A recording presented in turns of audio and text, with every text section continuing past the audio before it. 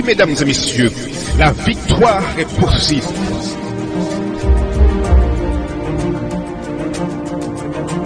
Ne perdez pas espoir.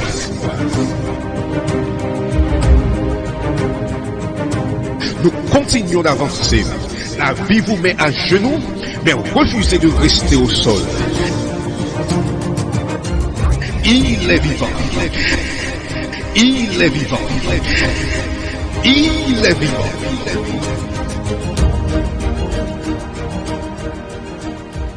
Mesdames et messieurs, RJV vous présente votre conférence biblique Voici ton Dieu.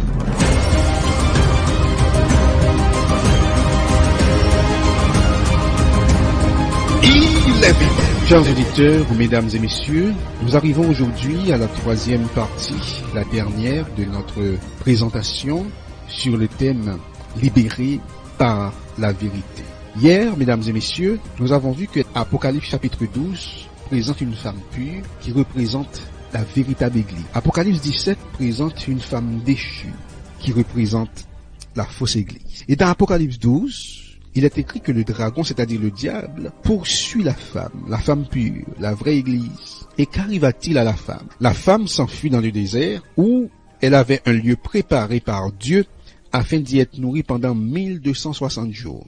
Et nous avons vu qu'un jour, dans l'Apocalypse, représente, dans la prophétie biblique, une année littérale.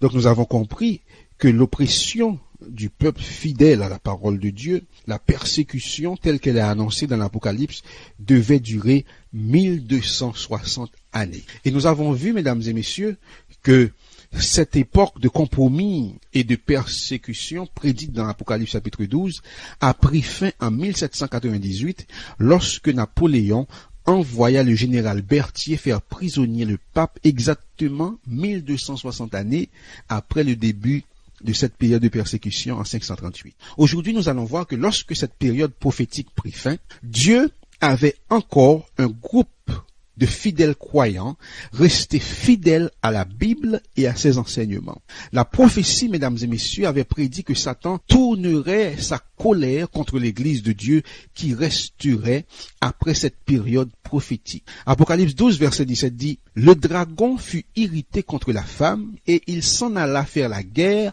au reste de sa postérité, à ceux qui gardent les commandements de Dieu et retiennent le témoignage de Jésus. » Un reste, mesdames et messieurs, est par exemple le morceau de tissu qui reste après qu'on ait prélevé un morceau plus grand. Il en est de même pour le reste de l'Église de Dieu dans cette dernière période de l'histoire de l'Église.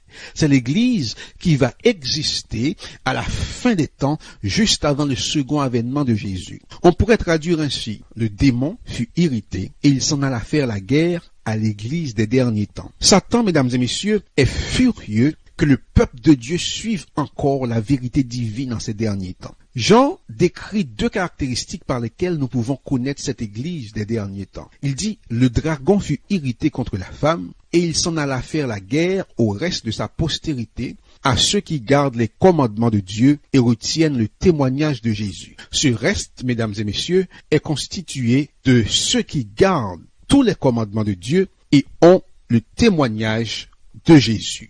Mais, direz-vous, chaque église n'enseigne-t-elle pas que les chrétiens doivent obéir aux commandements de Dieu?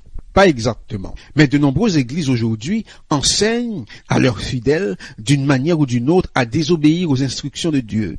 Par exemple, on enseigne dans certaines églises à se prosterner devant des images. D'autres ignorent le caractère sacré du nom divin. Et la plus grande partie du monde religieux a perdu de vue le mémorial de la création décrit dans le 4e commandement qui dit « Souviens-toi du jour du repos pour le sanctifier. Tu travailleras 6 jours et tu feras tout ton ouvrage. Mais le 7e jour est le jour du repos de l'Éternel, ton Dieu. » Exode 20, versets 8 à 10. Non seulement le reste de l'Église de Dieu, ou Église des derniers temps, devait garder les commandements de Dieu, mais la prophétie disait aussi qu'elle aurait le témoignage de Jésus. Apocalypse 19, verset 10 nous dit « Le témoignage de Jésus est l'esprit de prophétie. » L'Église de Dieu des derniers temps devra posséder les dons de l'esprit, y compris celui de prophétie. Nous étudierons ce don plus en détail une prochaine fois. Mais nous devons comprendre que Dieu indique plusieurs caractéristiques pour nous aider dans notre recherche de son Église des derniers temps. Son peuple se consacrera à la mission d'apporter l'Évangile au monde, car Jésus a confié à son Église cette mission qui se trouve dans Matthieu 28, verset 19 à 20, qui dit « Allez, faites de toutes les nations des disciples, les baptisant au nom du Père, du Fils et du Saint-Esprit, et enseignez-leur à observer tout ce que je vous ai prescrit, et voici, je suis avec vous tous les jours jusqu'à la fin du monde. » Cet ordre de prêcher l'évangile éternel dans le monde entier est symbolisé dans le chapitre 14 de l'Apocalypse par 3 anges volant dans le ciel. La première partie de ce triple message met l'accent sur 2 grandes vérités qui doivent être communiquées à tous les hommes. Et il est écrit, mesdames et messieurs, dans Apocalypse 14, versets 6 et 7, ce qui suit. Je vis un autre ange qui volait au milieu du ciel. Il avait un évangile éternel pour l'annoncer aux habitants de la terre, à toute nation, à toute tribu, à toute langue et à tout peuple. Il disait d'une voix forte, « Craignez Dieu et donnez-lui gloire, car l'heure de son jugement est venue, et adorez celui qui a fait le ciel, la terre, la mer et les sources d'eau. » C'est un avertissement adressé aux habitants de la terre dans les derniers temps pour qu'ils se souviennent que le jugement de Dieu est arrivé. C'est aussi un rappel du grand mémorial de la puissance créatrice de Dieu. La seconde partie de ce triple message se trouve au verset 8. Il a dit un second ange suivit en disant « Elle est tombée, Babylone la grande, qui a abreuvé toutes les nations du vin de la fureur de sa débauche. » Apocalypse 14, verset 8. Ce message, mesdames et messieurs, invite le véritable peuple de Dieu à se séparer du monde religieux qui est plongé dans la confusion. Son attention est attirée vers l'apostasie qui règne dans le monde religieux d'aujourd'hui. Le dernier appel le plus solennel de tous est lancé dans la dernière partie de cette prophétie, qui dit ceci. Et un autre ange, un troisième, les suivit en disant d'une voix forte, « Si quelqu'un adore la bête et son image, et reçoit une marque sur son front ou sur sa main, il boira aussi du vin de la fureur de Dieu. » Apocalypse 14, versets 9 et 10. Le monde, mesdames et messieurs, doit être averti contre l'adoration de la bête et de son image et contre la réception de sa marque. Jésus déclare dans Jean 10, verset 16, « J'ai encore d'autres brebis qui ne sont pas de cette bergerie.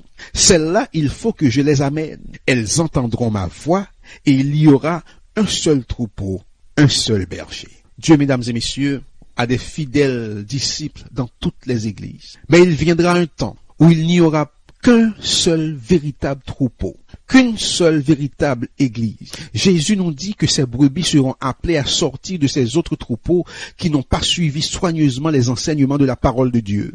Jean a prédit cette époque dans l'Apocalypse, au chapitre 18, verset 4, en disant « Et j'entendis du ciel une autre voix qui disait « Sortez du milieu d'elle, mon peuple, afin que vous ne participiez point à ses péchés et que vous n'ayez point part à ses fléaux. » Les disciples, les fidèles disciples de Dieu, seront appelés à sortir des erreurs et de la confusion qui règne dans le monde religieux à la fin des temps. Remarquez, mesdames et messieurs, comment la Bible décrit le peuple qui est appelé à sortir de cette confusion religieuse qui règne avant le second avènement de Jésus. Elle dit, c'est ici la persévérance des saints, qui gardent les commandements de Dieu et la foi de Jésus.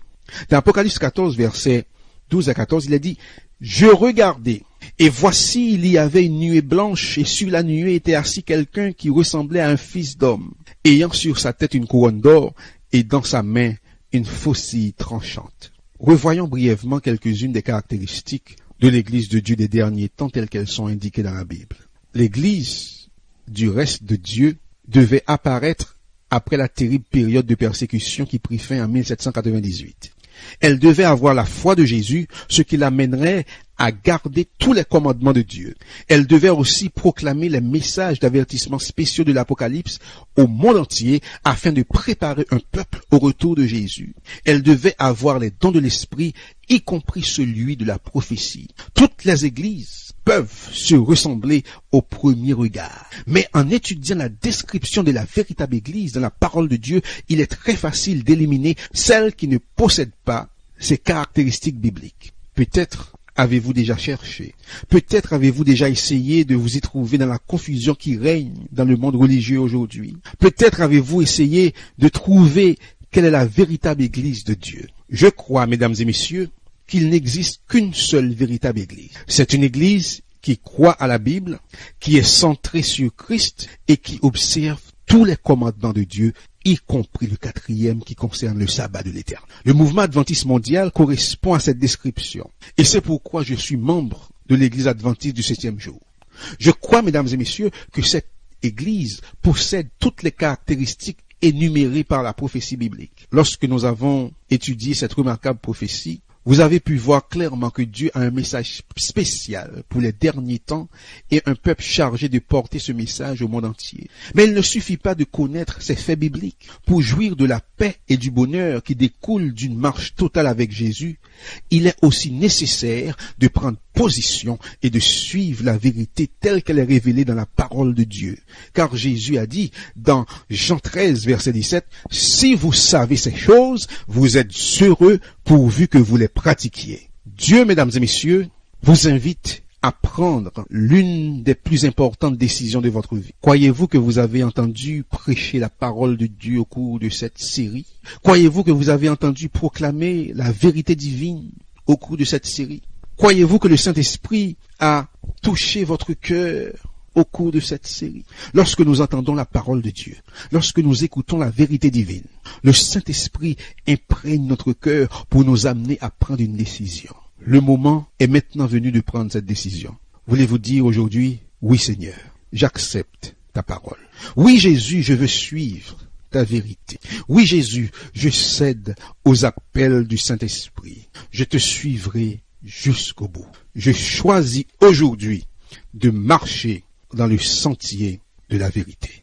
Si c'est votre décision, mesdames et messieurs, que le Seigneur vous garde, que l'Éternel vous bénisse, qu'il vous fasse du bien et qu'il vous conserve dans le creux de ses mains. Amen.